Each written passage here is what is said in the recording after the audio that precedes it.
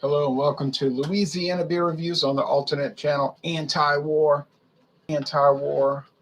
We are reviewing Tecate Cerveza Original 12-ounce lager beer, introduced in 1944, the year my father was born. It says serving size 12 ounces, 142 calories, not high, 4.5% alcohol, brewed and bottled by Cerveceria Montezuma, who bought out Tecate Brewery and who themselves are owned by Heineken International, Mexico, product of Mexico. Beer, imported by Cervezas Mexicanas, White Plains, New York. TecateBeerUSA.com. All right. So they used to have gold in the label. Now it's just silver, black, and red. They tried making a malt liquor a few years ago, Tecate Titanium. I bought one in Mexico in 2014 that was 5.5. It's kind of nasty. Then they decided to import a 7.5% strong beer. It was nastier, even less appealing. Well, they killed that. They don't make that anymore. Nobody liked it. You would think Heineken, who owns subsidiaries who produce extremely strong beer, would be able to get it right, but I couldn't do it. B Aviation. Hello, Ron. Hello to you, B Aviation. Think about it. Heineken owns Red Stripe. Des No and Get is the name of the company. They make the Dragon Stout Fire, 10%. Dragon Stout Fire. That's a beautiful beer. But they tried to make the Tecate Titanium. I hated that. Now, my friend David claimed he liked it. He's like, I like it. I'll say, you like it because you got a half price. I told him that you like it because you got a 50 cents a can, but I couldn't stand it. Now, the Tecate, yeah, that's a nice product. Mexican corn does not taste like American corn. There's something about that Mexican corn. It tastes like those tortillas. You know, if you go to a Mexican restaurant, it's a different type of corn variety. Can I explain how? I can't really explain how, but they don't taste very similar at all. So I get the 12-ounce bottles, Tecate. I can get quart bottles. I can get 12 packs of 12-ounce cans. I can get 24-ounce cans here and there, 24-ounce cans of the Tecate Light. I can get bottles of Tecate Light. I can get cans of Tecate Light, talls and 12s. But I'm only 10 hours from Mexico. I can get in my car and drive to Mexico in 10 hours. But with the scamdemic, you can't go, you know. But I mean, it's far. I have to drive all the way through Texas, but, you know, and then go to Houston and go down. But I mean, it's not that far. Like some of y'all live in Illinois and all. It's just a lot harder to get these products. How does it compare to Modelo Especial? Great question. Well, let's look at the appearance. It's golden like Especial. You know, the Falstaff glass. I've been drinking out of this thing all day.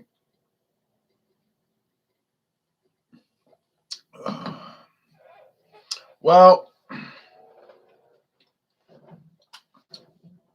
Modelo Especial is 4.4, and this is 4.5, so the age is practically the same. Modelo Especial was introduced in 1925. Now the Negra was introduced in 1930, although the companies claim in 1925, but then on another website that they had, they said 1930, but whatever. There is no Tecate Dark, at least in the U.S. Maybe in Mexico there is. How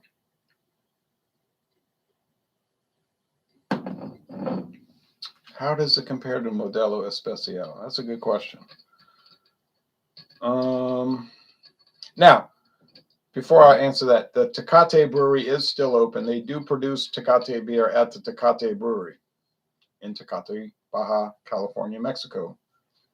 Baja California. You know, there's the United States California and there's the Mexican California. California got split with the war against Mexico, but California used to stretch from Oregon all the way to the tip of the peninsula. Now, it was divided into sections for administrative. It's easier to couldn't have that big, huge state, but they had Alto California and Baja California, upper and lower. Baja means lower.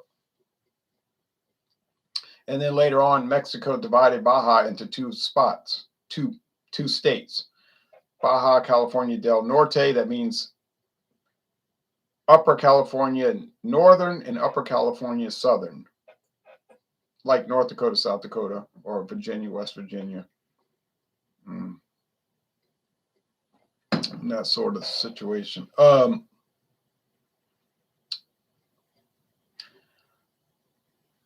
I think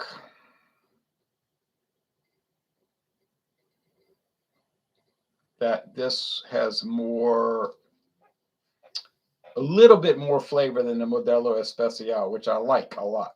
This has a more like Mexican corn flavor. Now, I mean, I know they're using barley malt, corn, hops, and yeast. And if you look at the Heineken USA website, they give a pretty detailed explanation of it. I'm about 24-hour drive from Mexico. Haha. Yeah, that's real far. I'm 19 hours from New York City. I don't plan to do that anytime soon. So let's see. I'm 3 hours from Florida. I can leave here and get to Pensacola, Florida in 3 hours, if I don't run into any sort of traffic or holdups. So that's a theoretical distance, but it could be done.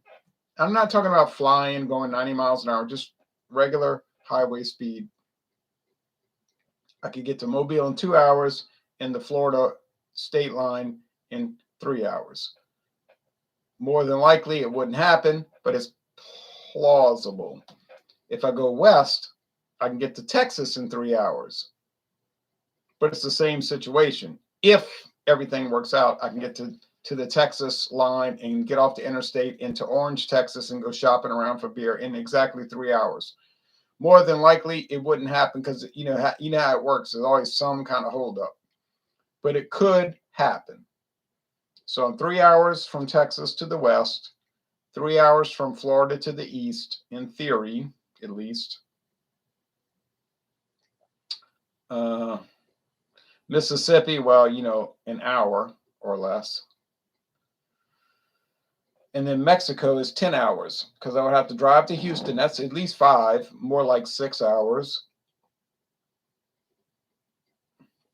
And then from Houston to Mexico is a good 4 hours. And you've got to drive through the desert and you start seeing less trees, more grass, and then eventually more dirt and less grass. By the time you get to the border, it's like a little clump of grass here, a clump of grass there, a lot of dirt. When we were there 3 years ago, 3.5 years, over 3 years ago, my friend David was like, "This is a desert. It's a desert." And I told him, I said, "Well, it's semi-arid because there's some grass. I mean, it's not just sand. But if you go to West Texas by the Pecos River, then it really is sand and canyons and boulders and rocks. And it's like, this is one of those old West movies, And it's much different than the swamps of Louisiana. I'm about 3 hours from Chicago, so that's nice. Yeah, Chicago, which I understand is very safe to walk around alone at night. Very safe city, walking around alone at night. In particular, the South Side. That's what I heard.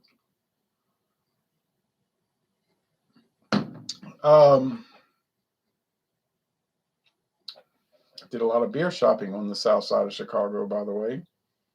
I've been to the Chicago White Sox games at least 10 times, probably 15 times. They had some great Chinese restaurants. The oldest one shut down. My father thought he was the greatest. He said, "This is the best Chinese food I ever had." And he's picky. I mean, he hates everything, He's like Mikey. He was like, "Oh, this place is great. Great.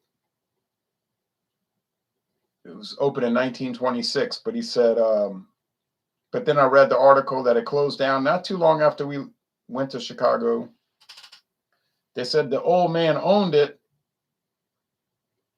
We saw him in there reading the paper. We went into the restaurant. He's reading the newspaper, Chinese newspaper. He was old. And they said he wanted to get, he was old. He was like heading toward 90. He was like, I can't keep running this place, you know. I'm so old. I'm being an old folks home. And but he said his children, his grandchildren, they didn't want to run it. We don't want to do that. It's too much work. He said his grandparents started it in 1926. So he said, that's it. It's over. It's over. But it was a shame because they had the best egg foo young, man. I mean, that place was just unreal. Unreal. This beer is not unreal, but it's pretty good. Downtown and North Side aren't bad. My brother lives by a very Mexican area. The food is great.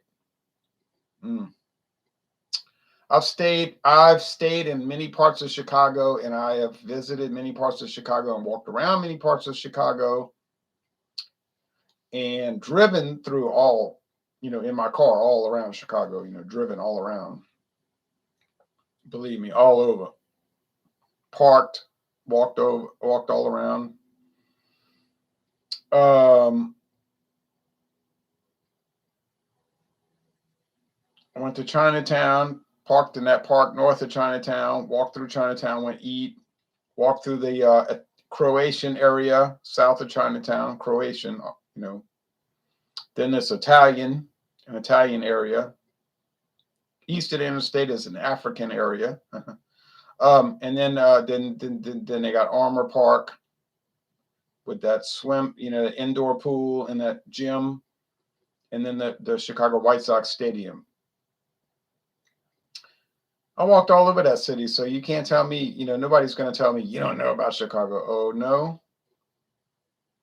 You should go to Benny's next time you're in Chicago. It's like a smaller Total Wine and More. Yeah, I'm aware of Benny's. Yes. Isn't there a Benny's in Cicero, which is like a western suburb? And they had an extraordinary amount of stuff. I was like overwhelmed. I was saying, oh. I said, look at this liquor store. I can't buy all this. So I just picked out some things like Axe Head, malt liquor. You know me, I'm going to pick out unusual products.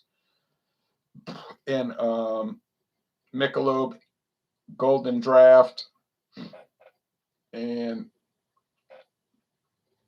well, you know what, I'm going to buy all these like strange products. But I mean, there's only so much you can buy. I mean, it's like impossible to buy everything. I bought the Cokie 900, and I mean, I was just driving up Illinois Highway 1, which runs from literally the bottom of Illinois to the top, goes through Chicago Highway 1, and Illinois Route 1. What they say, route up there, but stopped at these liquor stores, and it was like overwhelming. I mean, you can't even begin to buy everything they have. And they always have stuff that like is never listed on the website, like Stroh's Red Ale, you know what I mean? Stuff like, what? And you get on the website and like there's no mention of it. Do they still make Michelob Lager? Yes.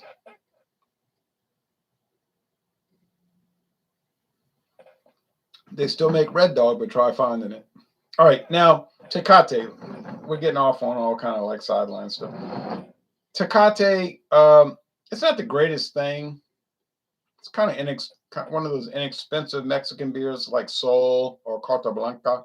I guess Carta Blanca is a little higher positioned, but you know, Sol, Carta Blanca. We don't get Indio. We don't get in Louisiana. We don't get Indio. We don't get Jalisco. We don't get Estrella. But I mean, Tecate we've always gotten. I mean, it's simple. if you say, I want a simple beer with the Mexican corn, light bodied, easy drinking, with tortillas, so with fajitas, chicken fajitas, or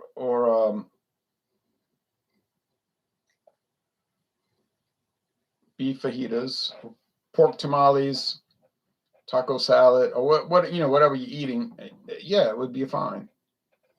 Is it higher or lower quality than Corona Extra?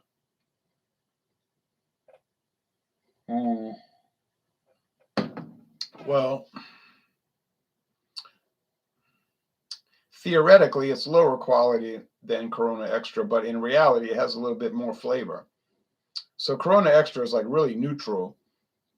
And if I like Corona Extra, I don't want you to take this the wrong way. I like Corona Extra. I started drinking it in 1996. It pairs very well. But if you're looking for a lot of flavor, forget it. There isn't. Now, Corona Familiar, the 4.8, then you're getting it into more flavor. But Tecate, yeah, it's just like kind of an old man's beer. Like if you go to Reynosa or Matamoros or Nuevo Progreso or Camargo or Ciudad Miguel Alemán or any of these cities, Piedras Negras or I said Camargo, Ciudad Acuña, or any of these cities that I visited. Well, they're more like towns. If you go to Reynosa, that's a city. Matamoros is sort of a city, kind of like Shreveport is sort of a city. A lot of old people drink Tecate, like 65 years old. What do I think the U.S. preparing to do? I don't like that idea. The U.S. should be neutral. Well, I got a phone call, so thanks everybody. We'll see what that's about. Give it a B plus. Very good. A B plus. Good. Very good beer, but I wouldn't go excellent.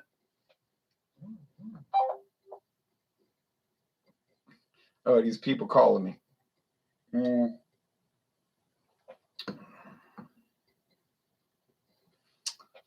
I don't know. It is kind of excellent. Okay, 90. A minus. It's an A minus. It's an excellent beer to an extent. But like I say, you go to Reynosa. I went to that the Plaza Central around the cathedral, and I went into this bar, and they're all drinking. These old men, 65 years old, they all drinking Tecate. And it was like 75 cents a bottle, But that's cool, Old people at 64 years old and older, they have a place, I'll be there soon, so hopefully, God willing. Yeah, it's all right product, It's an all right product. So A minus, Tecate. Yeah. Thanks for watching this video production.